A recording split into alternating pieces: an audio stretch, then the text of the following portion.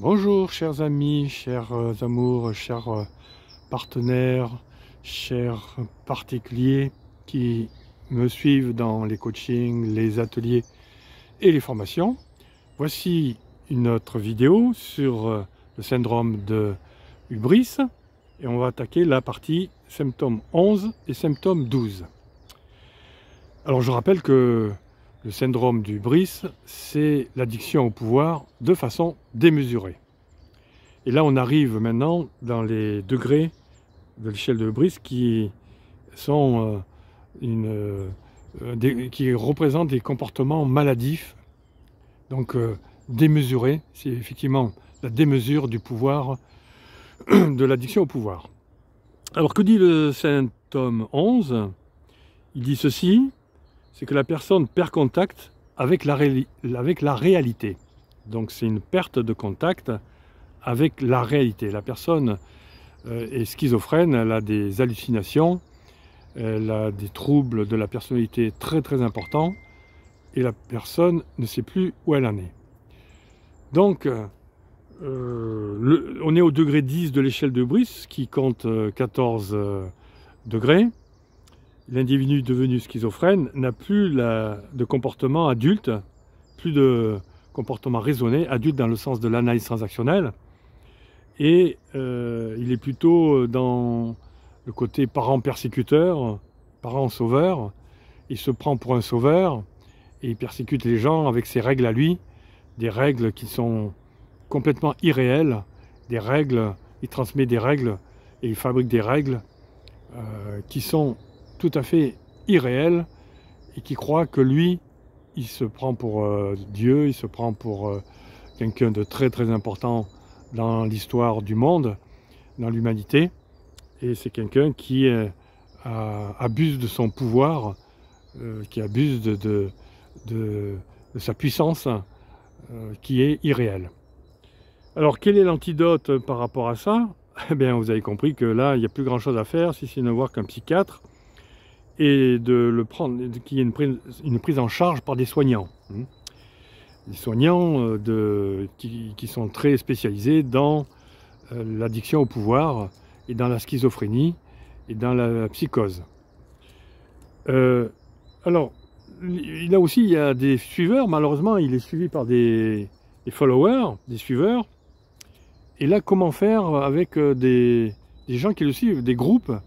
Tout un groupe, même un grand groupe qui peut le suivre. Malheureusement, Hitler, récemment, vous connaissez plein de gens, de chefs politiques, des présidents qui sont dans les addictions d'aujourd'hui, hein, comme il y a eu Donald Trump, Poutine, en Afghanistan pareil, en Syrie, etc.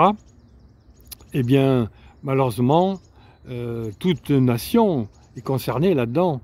Et si la nation, les suiveurs ne font pas grand-chose, les leaders en profitent et continuent leur folie. Et c'est ça le problème, c'est qu'il faut des contre-pouvoirs, il faut des régulateurs, donc d'autres groupes régulateurs, pour que cesse le pouvoir, la puissance de cette folie, en fait. Donc effectivement, il peut y avoir que des task force, qu'on appelle une task force, c'est-à-dire des groupes de régulation, des groupes de contrôle, qui peuvent aider à désamorcer, enlever ces dangers. Hein. Et ça peut être que des instances internationales, si c'est des politiques, des psychiatres, si c'est des individus, des task force, si c'est des cabinets d'audit ou des cabinets de conseil, si c'est des entreprises.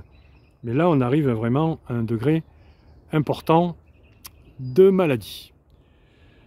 Alors, on va informer les followers, les suiveurs des messages réalistes. Il y a eu la désinformation par les leaders, il faut les réinformer de façon normale, de les désinfluencer du leader. Donc, la méthode, c'est les processus de désinfluence, de revenir à des informations qui sont bénéfiques pour tout le monde dont les conséquences sont bénéfiques pour les followers et pour l'entourage, pour les groupes environnants. Voilà pour ce qui est du symptôme 11. On va passer au symptôme 12 qui dit avoir tendance à l'agitation et à l'impulsivité. Donc lorsque des leaders, des individus qui ont ce goût de pouvoir maladif deviennent agités et impulsifs, là c'est un danger extrêmement grave parce qu'on ne peut plus les raisonner. Et là, effectivement, les suiveurs même peuvent ne plus les suivre. Et là, c'est le moment où la personne finalement se distancie de tout le monde, se désociabilise.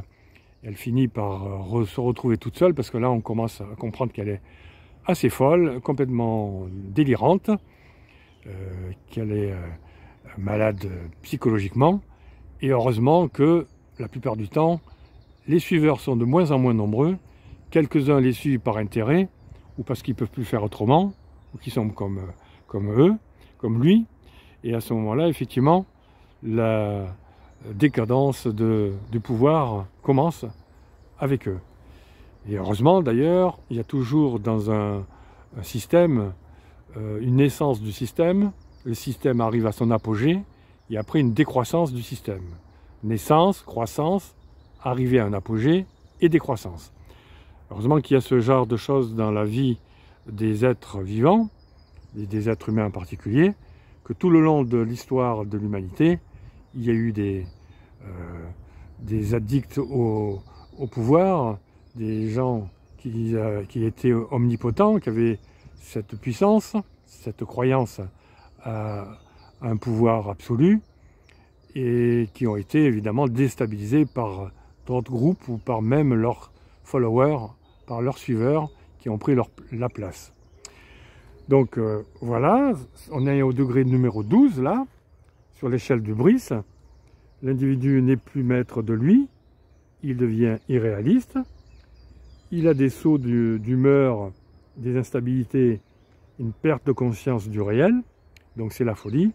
Et l'antidote, c'est la prise en charge psychiatrique, c'est que les suiveurs se révoltent au sein du groupe, donc en interne, les suiveurs ne le suivent plus, et que l'entourage, que les groupes entourants contrôlent, régulent et annihilent les actions de ce leader, et que ce leader est mis à l'écart. Voilà ce que je voulais vous dire sur les symptômes numéros 11 et 12 du syndrome du Brice. Eh bien, j'espère que vous pourrez comprendre qu'autour de vous, les gens qui sont addicts au pouvoir peuvent arriver à ce genre de comportement, mais heureusement que les 3/4 des gens qui ont le goût du pouvoir ne sont pas à ce degré-là, que vous-même, eh bien, j'espère que vous arrivez à vous en sortir à un niveau de degré numéro 1, 2, 3 ou 4 ou 5 ou 6, et que vous avez mis en place des régulateurs, des systèmes de rétroaction, des systèmes de feedback qui permet de vérifier les dires, les comportements, les actions que l'on fait dans un groupe, que l'on soit manager ou que l'on soit responsable de réseau, que l'on soit responsable religieux ou politique. Dans tous les cas, il est important d'avoir des oppositions, des groupes régulateurs, des consultants, des coachs qui nous aident à avoir le côté réaliste des choses et les conséquences et les effets lorsque l'on prend des décisions. Quels sont les effets que l'on peut engendrer avec ça? Eh bien, je vous souhaite une bonne journée si c'est le jour pour vous, une bonne soirée si c'est le soir pour vous, et une belle nuit si c'est la nuit pour vous. À très bientôt pour la dernière vidéo, qui sera la 13 et la 14.